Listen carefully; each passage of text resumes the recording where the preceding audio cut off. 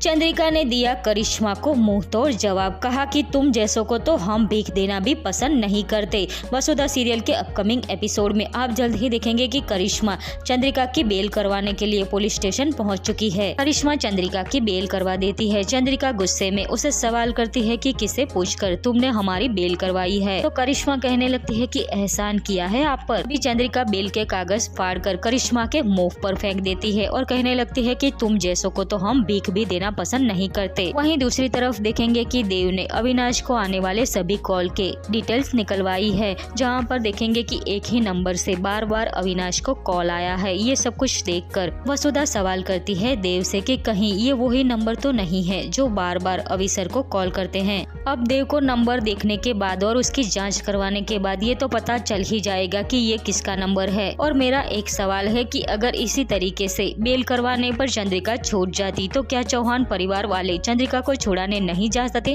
तो क्यों किसी ने चंद्रिका की बेल नहीं करवाई? अगर चंद्रिका ने सारे कागज बेल के फाड़कर फेंक दिए हैं तो क्या वो फिर से जेल में वापस चली जाएगी?